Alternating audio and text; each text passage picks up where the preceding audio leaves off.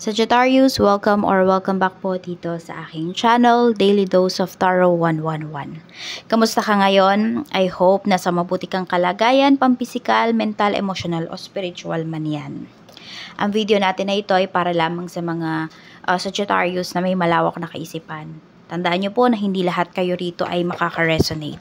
At ayan, kung naghahanap naman kayo ng iba pang mensahe na makakalap ninyo during this full moon, is panoorin nyo po yung inyong other signs. Sun, Moon, Rising, and Venus sign. By the way,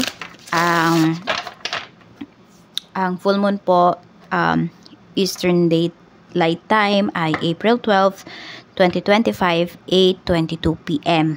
At sa Pinas naman po, April 13, 2025, 8:22 a.m. So, 'di ba?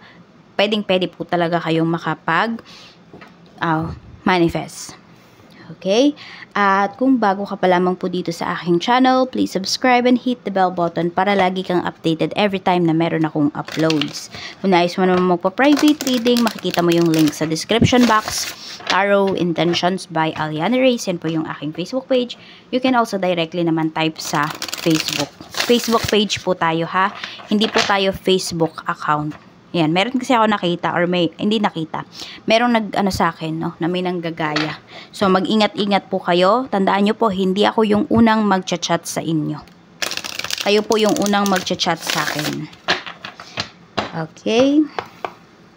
At kung hindi ka naman po mag-i-skip ng ads, maraming salamat po sa iyong suporta kasi by that talaga, no, nasusuportahan niyo po yung ating channel para magpatuloy. Though hindi nga lang tayo regular nakakapag-upload these days. Okay, magalala, makakabawi rin ako.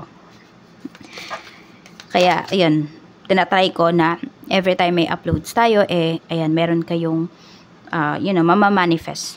Okay? So, yun na lang yung ginagawa ko para makabawi din sa inyo at the same time. So, yung mga last videos natin, ayan, inactivate ko pa rin kasi meron pa rin mga nagko-comments. Sabi ko nga sa inyo, binabasa ko naman yung mga comments po ninyo.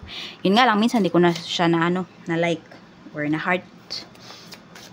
And mag-iwan ka na rin ng bakas, okay? Simulan na natin. Tignan natin, okay? Energy. We have something unexpected may happen. So, tignan natin kung positive ba or negative to, no? Most likely.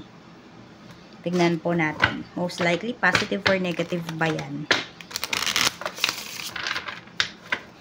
Pwede rin yung mga bagay na parang tinigilan nyo nakakaisip, tinigilan nyo nakaka-hope, no? Kakaasa, pwedeng nito pa yan ibigay sa inyo. Okay, yun nga. Tama talaga, no? Yung matagal nyo nang hinihintay. Yung nawalan na talaga kayo ng pag-asa. Ngayon pa siya ibibigay sa inyo. Mas maganda yung energy ngayon. Kaya din, mas maganda din yung energy na ngayon kayo mag-manifest. So, tapusin nyo yung video natin, okay? Tignan natin kung ano pa yung mensahe para sa'yo, Sagittarius. Mensahe pa po natin kay Sagittarius Spirit Guide. Okay, we have Martyr. Learning the transcendent nature of service to oneself or a cause. Okay. So, ano ba? Magpapakamartir ka ba para sa sarili mo or nagpapakamartir ka para sa ibang tao? Yun lang naman daw yun eh. 'Di ba? Dun sa pagiging martir mo, ano ba yung nabe-benefits mo? Tignan mo rin. Okay? Or nagiging martir ka lang ba para sa ikakabuti ng ibang tao?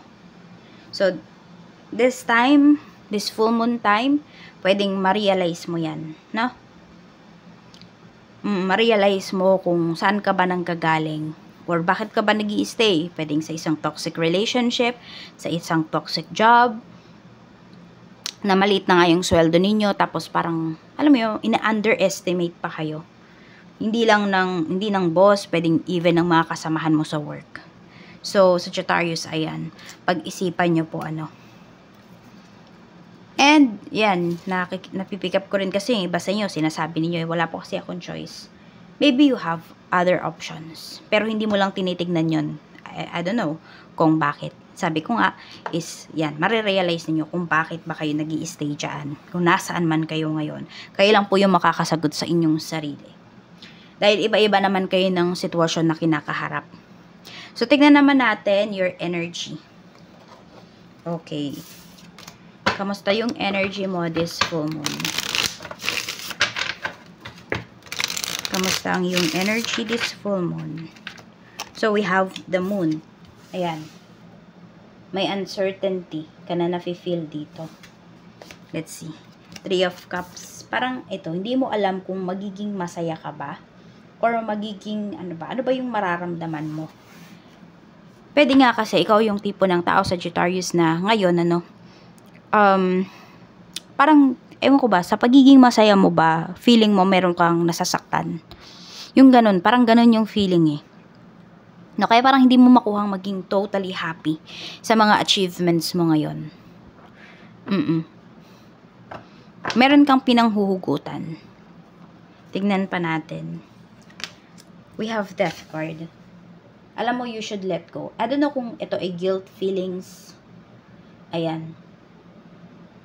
Oo. Kung meron ka mang nararamdaman na guilt dito towards kung kanino man, let go mo na yon. Kasi hindi yun makakatulong sa'yo. No?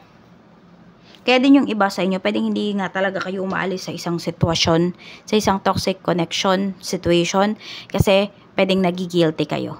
Pwedeng meron kayong nagawa before, no, na talaga namang pwedeng pinagsisisihan ninyo eh. Kaya ngayon yung parang way ninyo ang magpakamartir. Ngayon.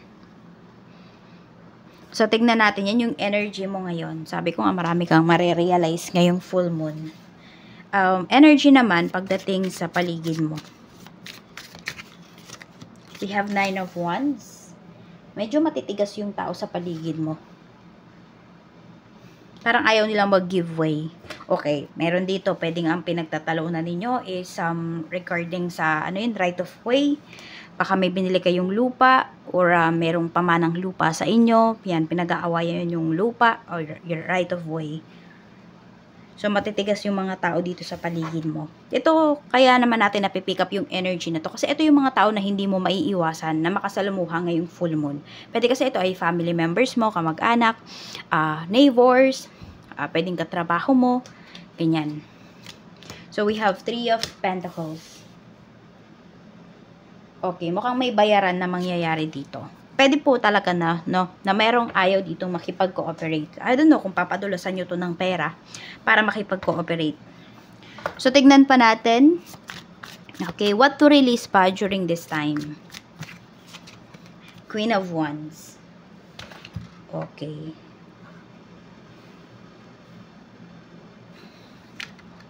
Queen of Cups. Ang una kasing pumasok sa intuition ko rito or sa isipan ko is angas. Okay? Matatanggal talaga yung angas ninyo. Okay? You need to release that. Pwedeng hindi rin yan sa inyo. Pwedeng the other person. Kasi may dalawang tao dito eh. Pwedeng ito yung kadil ninyo. Mawawala yung angas ng tao na yan. Pag nakaharap ka na. We have Ace of Cups. So, medyo overwhelming lang yung mga mangyayari sa'yo this full moon, Yan. Pero, I can say naman na magiging matagumpay ka pa rin. Na magiging, sabihin natin, na makakawala ka talaga dito sa mga nararamdaman mo na to. Yun lang, hinay-hinay ka lang din talaga sa pagbibigay. No? Pagbibigay ng mga saloobin mo. Pagbibigay ng sabihin natin ng efforts. Kasi ito, full efforts ka kasi dito eh. Parang alam mo yun, you always give your 100%. Sagittarius, pag may ginagawa ka or pag meron kang gustong makuha. Yun lang, no? Huwag sobra-sobra yung ibigay mo dito.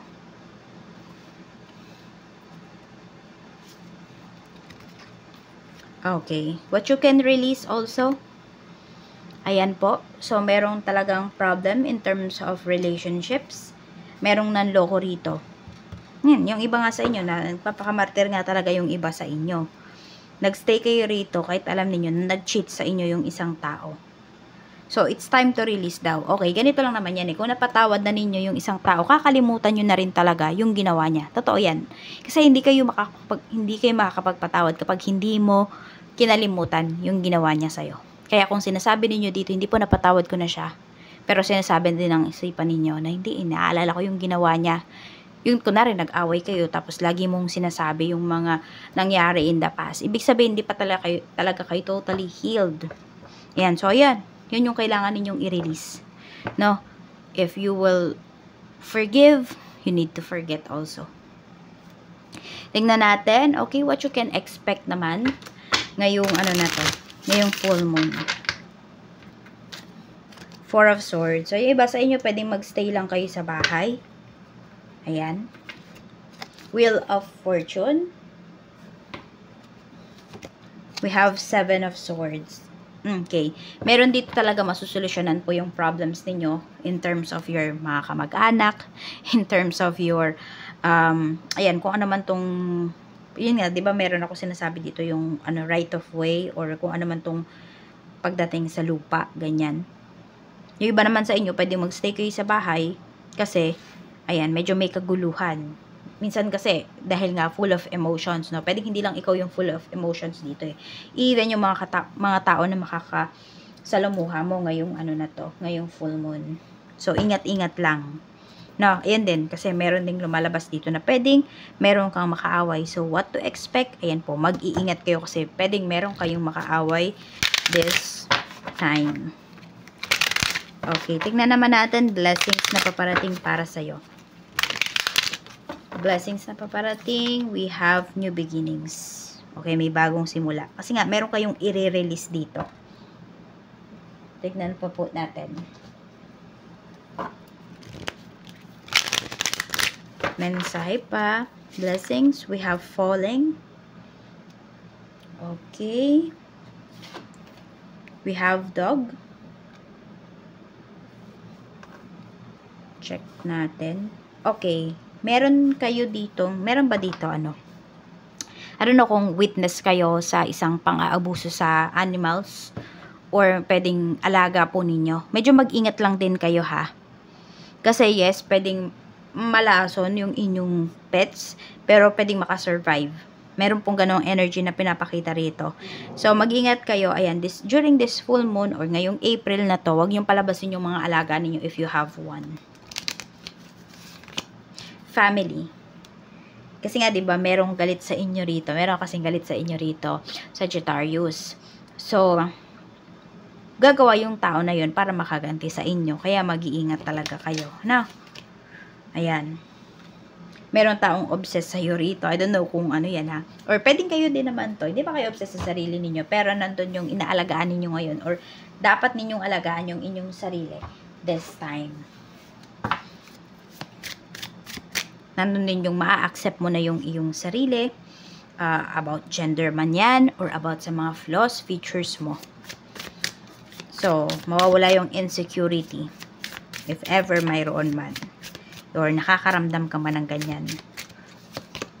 Unlocking. Sabi dito, what was once locked is now ready to be opened. You've unlocked the floodgates of abundance, free from limitations. Obstacles appear to remind you when you're steering off course. Okay. So, ayan po.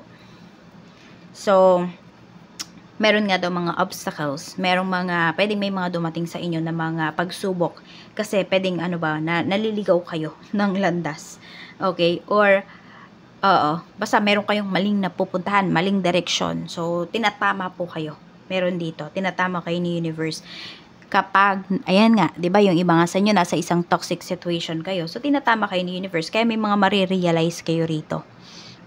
Sabi nga, something unexpected may happen. And, malakas po yung energy na yung unexpected na mangyayari na to ay papurpo sa inyo.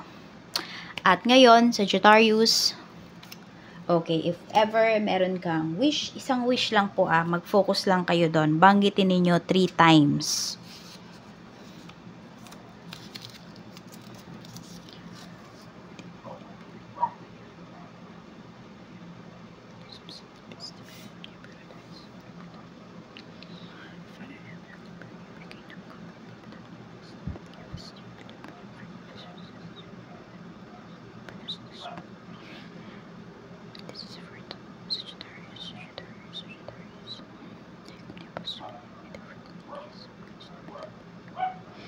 Okay. Sindihan na natin. And ibibilad ko po ito during during full moon.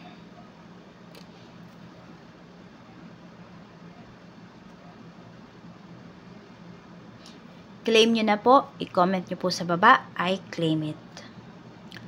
Maraming salamat, Sagittarius. Mag-iingat ka and more blessings to come.